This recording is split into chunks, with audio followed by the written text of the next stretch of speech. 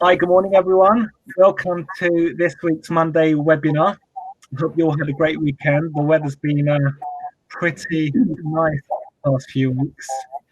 So for all of you that don't know who I am, my name is Kostas Damiani, and I'm the Business Development Manager for the Burton Chamber of Commerce, which of course is part of the Greater Birmingham Chamber of Commerce. Please visit our events page on our website, because as time goes by, we're adding more webinars, and you might have missed a couple. It might be interesting to attend. If you have any technical difficulties, there is a brief description in the chat facility. Basically, log out, log back in, and it usually fixes most issues.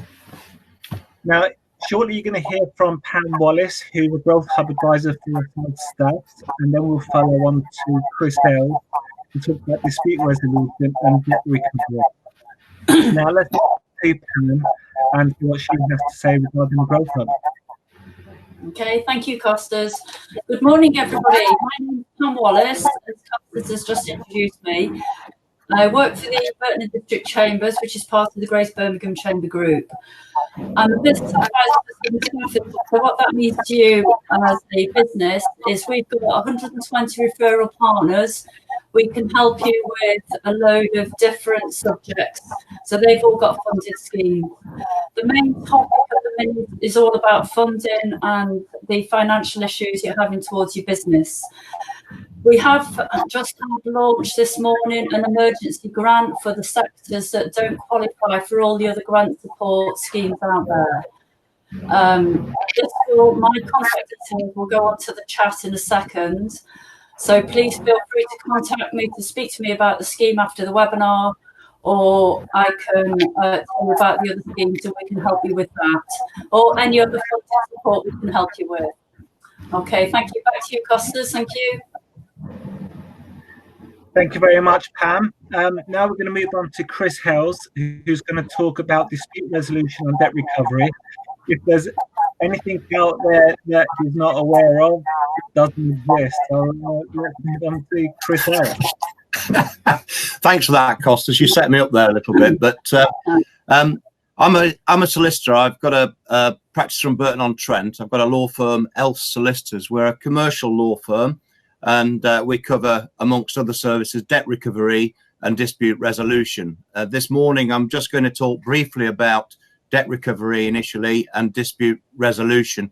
Like every other business, we have had challenges with COVID-19, having to get all the staff working from home. So we've got 30 mini offices all over the Midlands, people living in Birmingham, Nottingham, Long Eaton, all over the shop.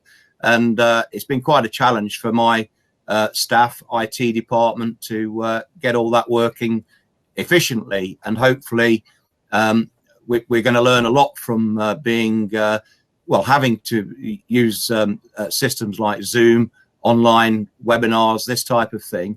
And I'm grateful for the Chamber of Commerce for allowing me to say a few words about it. My objective today really is to focus on some basics, and there may be some issues that I perhaps don't cover fully enough for people watching in. But if you want to chat offline, I'm happy to have a chat over the telephone. Won't charge for that. And also, if you've got an inquiry, I think Kostas and the Chamber are going to put my email contact details up on the screen. So what I'm going to talk about initially is really with the basics of debt recovery. Not a lot, in my view, has really changed. We're still able to send letters before claim for individuals. The only issue there is that claim against an individual, whether that's in business or a consumer, there's got to be a letter sent through the post with a first-class post stamp on it, together with quite a few pages setting out the rights and various other issues that they're entitled to as individuals to be aware of. But for business debts, limited companies, and they are usually sent by email and post, so it's perhaps not such an issue as having to prove that you've posted something to an individual, and it's quite important to get claims notified to debtors as soon as possible. the important thing, of course, is talking to debtors and working out who are the can't pays versus the won't pays, and that's always been the case. So my tip there is to keep communicating with all the debtors that you have as a business, and make sure you get a letter before action out as soon as possible, because there is going to be a bit of a log jam, particularly court proceedings, which I'll come on to.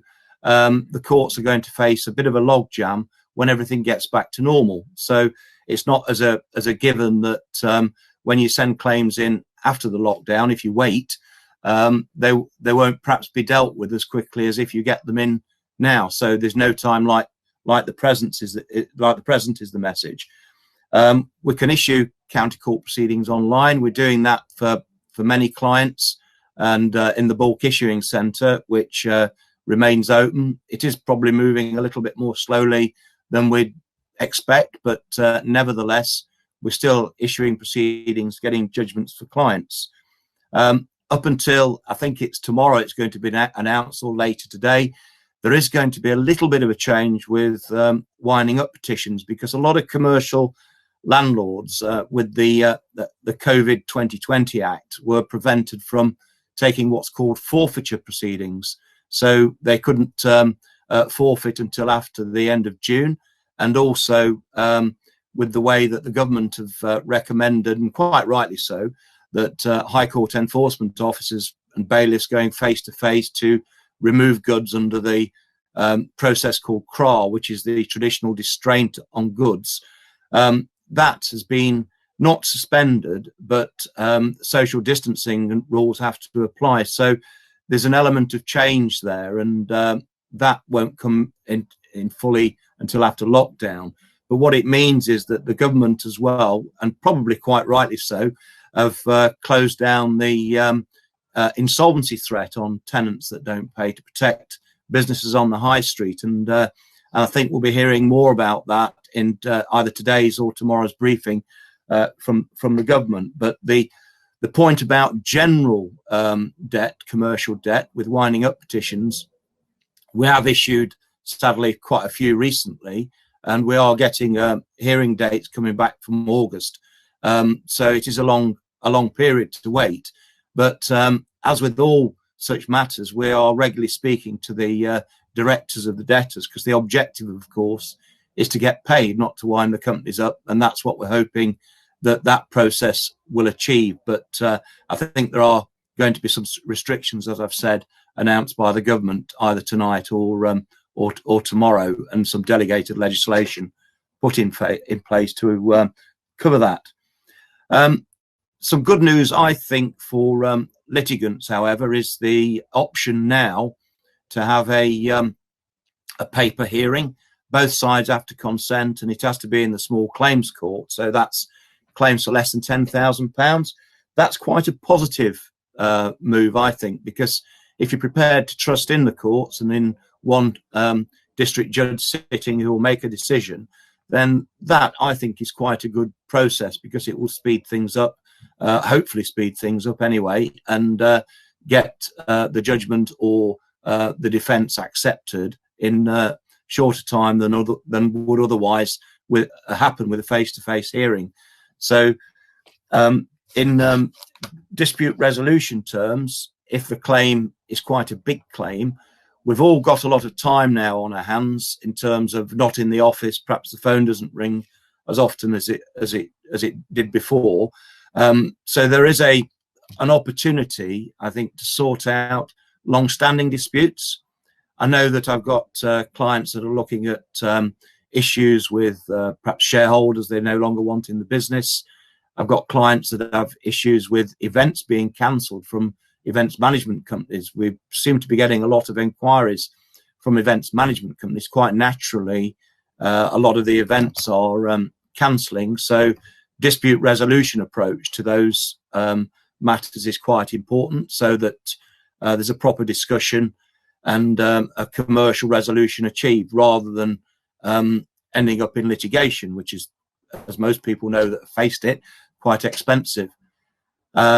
Recently, done a Zoom mediation. So using this type of technology, we had a mediator. It was the first time the mediator had actually used Zoom, and quite a high-profile, nationally known mediator that we had on this case, quite a big case.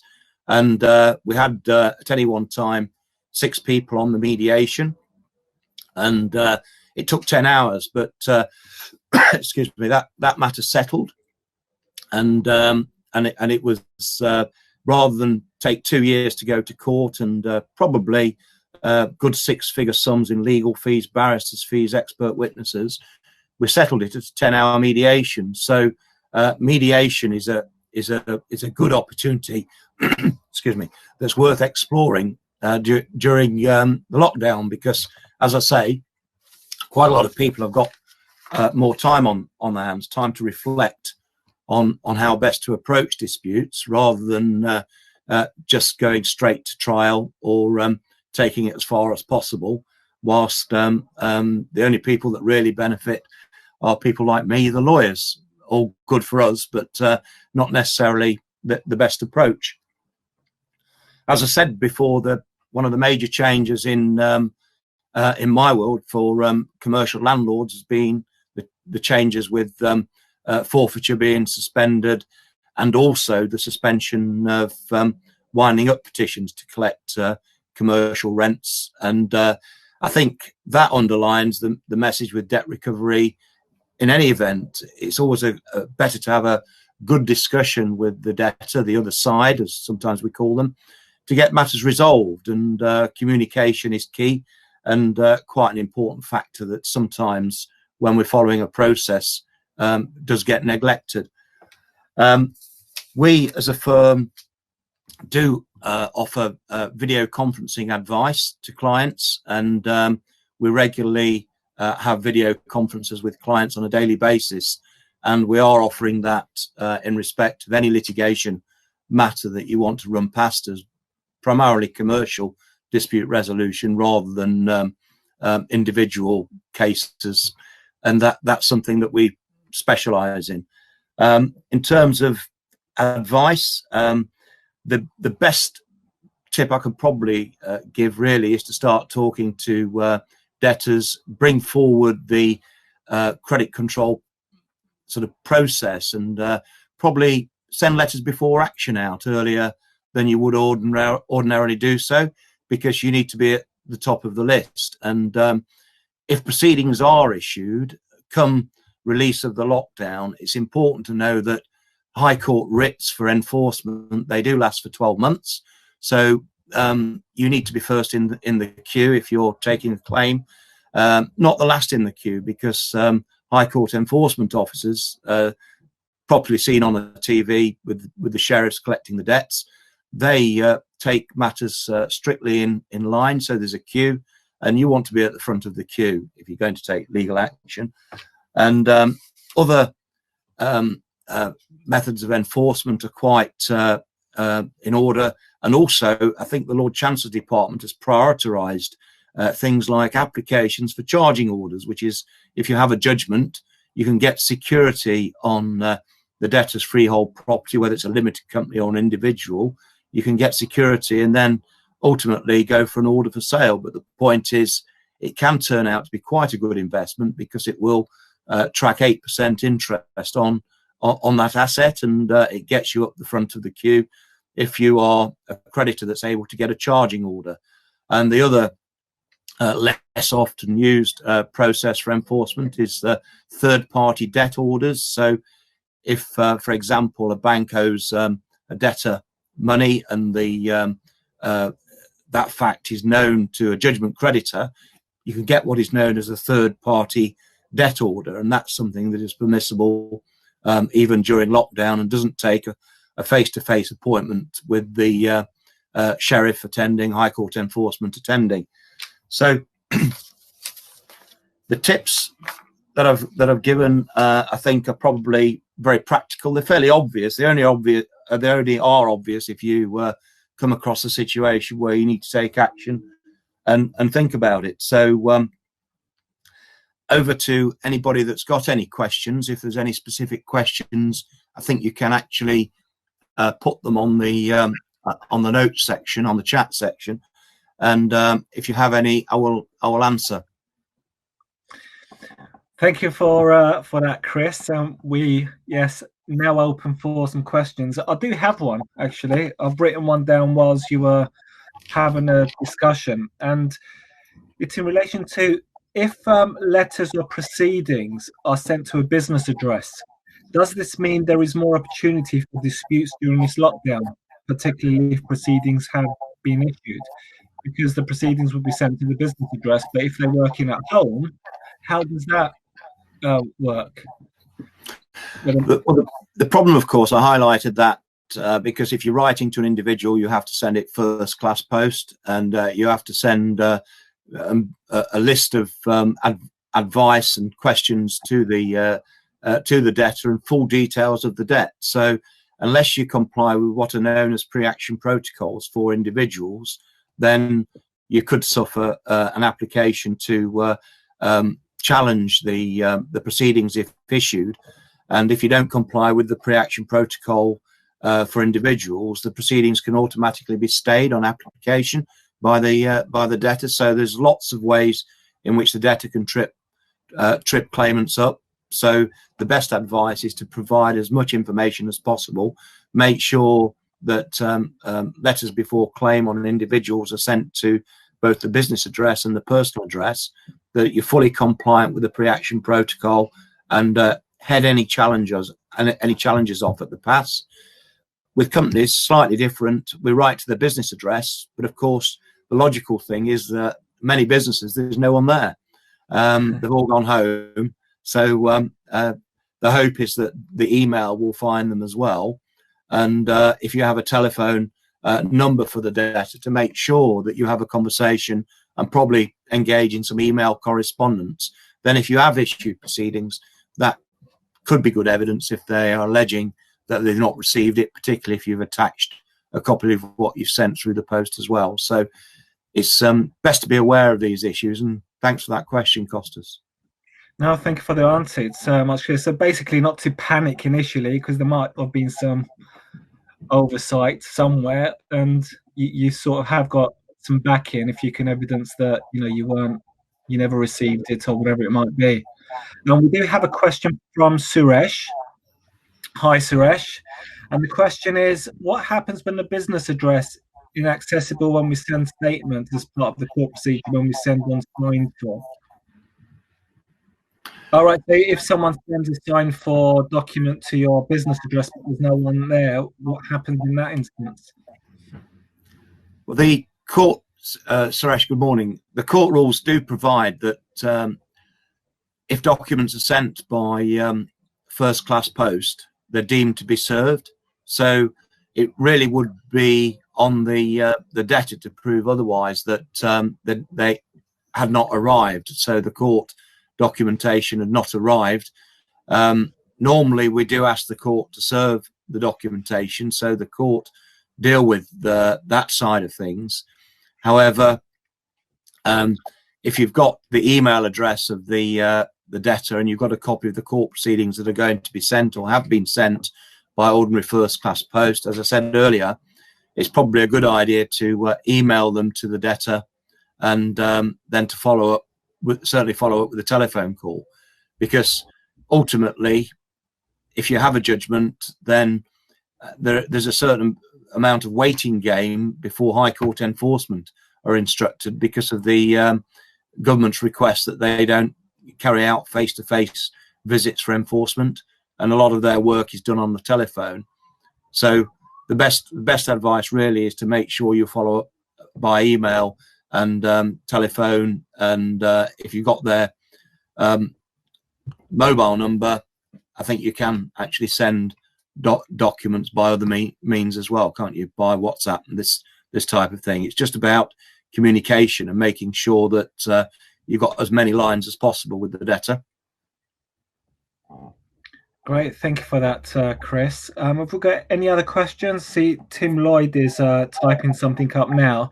I do have a question for you, Chris. I read something this morning which I couldn't get clear in my head, and It was about you cannot aggressively or be aggressive in debt recovery. Can you quantify what they mean by aggressive, or do you know what this is referring to? Because I would have thought debt recovery is not a nice thing in the first place. But what do they mean by aggressive debt recovery? It's easy. It's easier to be, I suppose, economical with the time you spend talking to debtors, because at the end of the day, you expect them to respond positively.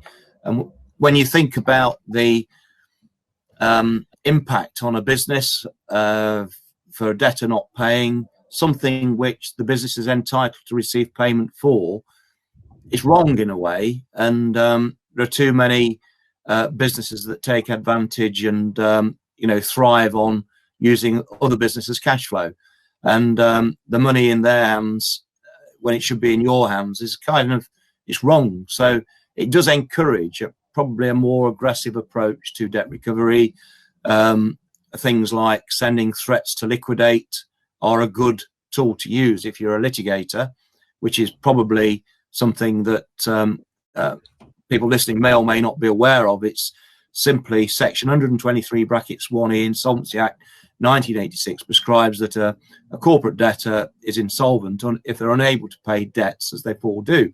So a lot of litigators, my firm included, have developed a practice whereby we notify directors of companies that they are insolvent and there's evidence of insolvency if they don't simply pay the debts on by return. And we add interest and late payment charges on the statutory charges onto that. And we've had a good history of recoveries doing that process, and that is fairly aggressive. And in a way, it's not aggressive if you've got a clear claim and you've got evidence that the debt is admitted and there is genuinely an issue as to cash flow. In a way, as we explain to a lot of debtor directors, we really are doing you a favour, because we're pointing you to the fact that your company may be trading whilst insolvent. And whilst during the lockdown, there are some get out of jail cards in monopoly terms for errant directors that do trade whilst insolvent, because if they can show that it was as a result of the lockdown and the issues from COVID-19, there is a get out from that responsibility. But ultimately, if you're pleasant and explain the position, in proper terms to a director debtor, then of course you get a better response. If you are aggressive with them and rude, then you're not going to elicit a very good response, because they'll mirror you and you'll get back what you give, or probably more. So it's best to try and get some sort of working relationship with the debtor, to speak to them and to try and get a solution to the problem for the benefit of all concerned. Great, thank you very much, Chris. And we do have a question from Tim Lloyd. And the question is, has there been any change to the timescales for statutory demands recently due to the coronavirus? Does the 21 days still apply? Tim, I guess you're talking about statutory demands served upon both individuals and companies, and the formal demands. As I said before, with regard to limited companies, if you have evidence that they're unable to pay the debts as they fall due, which is where we do what we call a truncated statutory demand or a threat to liquidate, that is good evidence. And strictly speaking, you don't necessarily need to serve a formal statutory demand, which has to be served at the registered office. You may choose to do so, however, but the 21 days rule still does apply. And if you serve a statutory demand upon an individual, and there are process servers that are prepared to serve statutory demands upon individuals, the same rules apply, that the individual can apply within I think it's a 19-day period to make an application to set aside the statutory demand. And during the coronavirus epidemic, I'd expect quite a few applications to be made simply on the basis that, however, there's no dispute, but what we do dispute is the fact that you're chasing us for this debt during this current climate, and therefore we expect the statutory demand to be set aside pending the outcome of coronavirus. So I think some new rules will apply in terms of the practicalities, and it's going to be interesting to see how this pans out in terms of the type of application that's going to be crafted to challenge statutory demands, particularly those served upon individuals. Those served upon limited companies, it's still possible for the company to take protective insolvency procedures and take advantage of putting the company into administration. And I heard an insolvency practitioner we regularly deal with yesterday talking to me about soft administrations whereby the company is expected to come out of the lockdown, but it's going to take probably 2 or 3 months to get the cash flow going. So it's a temporary thing, and then they'll come out of administration. Creditors' voluntary arrangements, individual voluntary arrangements are still available. And if anybody is facing, I suppose, aggressive or persistent threats to either liquidate or having received a statutory demand as a prelude to bankruptcy, then the way to go may be to buy some time whilst matters are sorted out in a more orderly fashion with creditors. And that's something we can sit on the other side of the fence and defend if anybody has that need as well. Thank you very much, Chris. I just put a post out to ask if there's any more questions, but of course Pam Wallace's and Chris Ells's email address is in the chat. Feel free to email them. Now, do we have any final thoughts, Chris? Any last tidbits you would like to mention before we close? All I'd like to do really, Costa, is say thank you and just remind everybody, if you do have a question, send me an email or give me a ring. And as I said, I won't charge for giving some feedback on the points you raise. The main thing is keep talking to the debtors, the people that owe your company money, to make sure that you're in contact with them, because if you're not, you won't know what best action to take. And it's that knowledge that often can get you paid. Excellent. Well, thank you very much, Chris. I would also like to thank everyone that took part today. We might have a question coming through, but also don't forget, if anyone wants to ask Chris or Pam any questions, or even myself as a business development perspective, please don't hesitate to contact us. And Keegan says thank you. And we'll close for today. And don't forget to visit our events page as well for future webinars. Thank you very much, everyone, for participating. Thank you.